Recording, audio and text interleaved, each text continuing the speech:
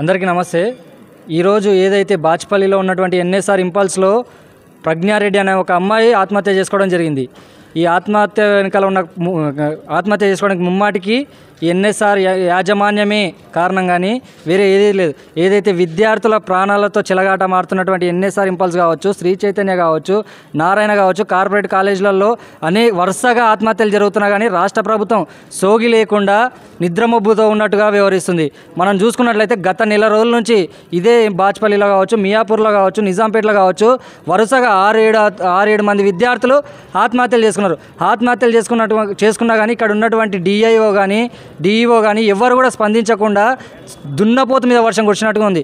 అదేవిధంగా ఈరోజు మనం చూసుకున్నట్లయితే బాచ్పల్లిలో ఉన్నటువంటి ఎన్ఎస్ఆర్ ఇంపల్స్లో ప్రజ్ఞారెడ్డి అనే ఒక విద్యార్థిని, ఇంటర్ సెకండ్ ఇయర్ చదువుతున్నటువంటి విద్యార్థిని ఆత్మహత్య చేసుకోవడం జరిగింది.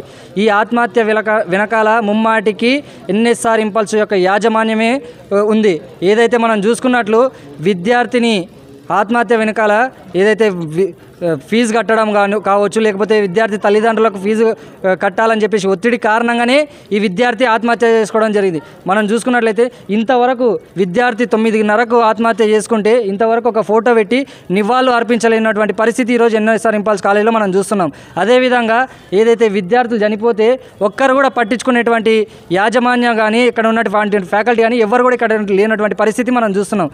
కాలేజీ యాజమాన్య తీరు ఎలా ఉంది? ఎంతవరకు స్పందించారు ఈ ఘటన మీద?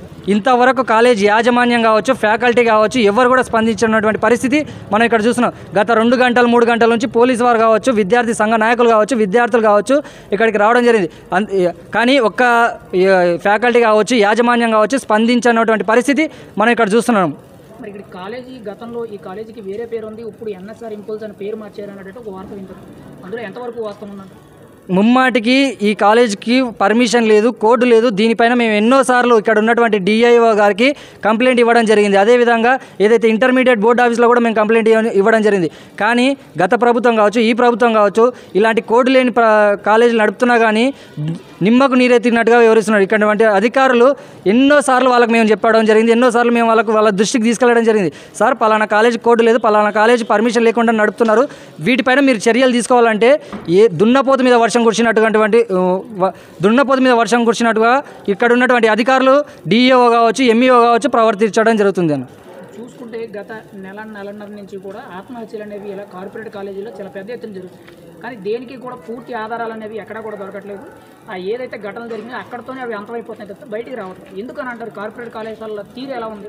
ఈ కార్పొరేట్ కాలేజీలు ఏవైతే విద్యార్థులను కావచ్చు, విద్యార్థి తల్లిదండ్రులను కావచ్చు మభ్యపెట్టి ఆధారాలు బయటికి రాకుండా డబ్బు ప్రలోభావంతోనో లేకపోతే పలుకుబడి ప్రలోభావంతోనో అక్కడికక్కడనే మూపించేస్తున్నారు. అదేవిధంగా ఏదైతే నారాయణ కావచ్చు, చైతన్య కావచ్చు, ఎన్ఎస్ఆర్ ఇంపల్స్ లాంటి కార్పొరేట్ కాలేజీలలో గత నెలన్నర నుంచి 6-7 ఆత్మహత్యలు జరిగినాయి. మనం చూసుకుంటే ఒక్క ఆత్మహత్య వెనకాల ఉన్నటువంటి కారణం కానీ బయటికి రాలేదు. అదేవిధంగా ఇక్కడ ఉన్నటువంటి డిఐఓ ఏం పని చేస్తున్నాడు అని చెప్పేసి మేము హెచ్చరించడం జరిగింది, ఎన్నోసార్లు కంప్లైంట్ కూడా ఇవ్వడం జరిగింది. కానీ దున్నపోతు మీద వర్షం కురిసినట్టుగా, నిమ్మకు నీరెత్తినట్టుగా ఇక్కడ ఉన్నటువంటి అధికారి పని చేయకుండా ఏదైతే కార్పొరేట్ కాలేజీలకు తొత్తుగా మారినటువంటి పరిస్థితి మనం ఇక్కడ చూస్తున్నాం అన్న. ఫైనల్గా చూసుకుంటే తెలంగాణ రాష్ట్ర ప్రభుత్వంలో కాంగ్రెస్ పార్టీ అనేది అధికారంలోకి వచ్చి సంవత్సరం పూర్తి చేసుకుంది. కానీ ఇప్పటి వరకు కూడా సీఎం రేవంత్ రెడ్డి గారు తన అండర్లోనే ఎడ్యుకేషన్ డిపార్ట్మెంట్ అనేది పెట్టుకున్నారు. కానీ దీని మీద ఇప్పటి వరకు కూడా విద్యాశాఖ మంత్రిని నియమించకపోవడం, ఇక్కడ జరుగుతున్న ఘటనలకి దానికి సమాధానం లేకపోవడం ఎలా చూడొచ్చు అంటారు? ఇదంతా కూడా ఏదైతే సీఎం రేవంత్ రెడ్డి గారికి విద్యార్థుల పట్ల చిన్న చూపు ఉండడం కారణంగానే రాష్ట్రంలో ఉన్నటువంటి అన్ని శాఖల్ని ఫుల్ఫిల్ చేసింది, కానీ విద్యాశాఖని మాత్రం ఫుల్ఫిల్ చేయని పరిస్థితి మనం చూస్తున్నాం. ఏదైతే గత ప్రభుత్వం టీఆర్ఎస్ ప్రభుత్వం విద్యార్థులను పట్టించుకోలేదని చెప్పేసి ఇదే విద్యార్థులు ఏకదాటికి వచ్చి విద్యార్థులంతా ఏకమయ్యి ఆ ప్రభుత్వాన్ని గద్దె దింపి కొత్త ప్రభుత్వాన్ని ఎన్నుకుంటే ఈ ప్రభుత్వం కూడా అధికారులు మారుతున్నారు కానీ, ప్రభుత్వాలు మారుతున్నాయి కానీ, ప్రతినిధులు మారుతున్నారు కానీ విద్యార్థుల భవిష్యత్తు మాత్రం తెలంగాణ రాష్ట్రంలో మారడం లేదు. ఏదైతే గత 6-7 ఆత్మహత్యలు జరుగుతున్నా కానీ రేవంత్ రెడ్డి గారు స్పందించకపోవడం సిగ్గుచేటు. వితిన్ 1 మంత్లో ఇన్ని ఆత్మహత్యలు జరుగుతున్నా కానీ ఆయన దృష్టికి వెళ్తలేవా, లేకపోతే వెళ్ళినా కానీ చూడనట్టు ఉంటున్నాడా కానీ అర్థమయ్యే పరిస్థితి మనం చూస్తున్నాం. ఫైనల్గా చూసుకుంటే ఇలాంటి ఘటనల మీద, కార్పొరేట్ కళాశాలల మీద, దీని మీద మీ విద్యా సంఘాల తరఫున మీ డిమాండ్ ఏంటి? ఫైనల్గా ఏదైతే పర్మిషన్ లేకుండా, కోడ్ లేకుండా, నియమ నిబంధనలు లేకుండా పాటిస్తున్నటువంటి కళాశాలలను వెంటనే మూసేయాలి. అదేవిధంగా రాష్ట్రంలో ఒక విద్యాశాఖ మంత్రిని వెంటనే అపాయింట్ చేయాలని చెప్పేసి సీఎం రేవంత్ రెడ్డి గారిని కోరుతున్నాం. ఏదైతే విద్యార్థుల్ని చిన్న చూపు చూస్తున్నటువంటి ఈ కాంగ్రెస్ ప్రభుత్వానికి ఏబీవీపీ నుంచి ఒకటే హెచ్చరిస్తున్నాం. గత ప్రభుత్వం ఏదైతే విద్యార్థుల దగ్గర పెట్టుకొని వాళ్ళ అధికారాన్ని పోగొట్టుకున్నారో అదే పరిస్థితి రాబోయే రోజుల్లో కాంగ్రెస్ ప్రభుత్వానికి రేవంత్ రెడ్డి సర్కార్కు రాబోతుంది.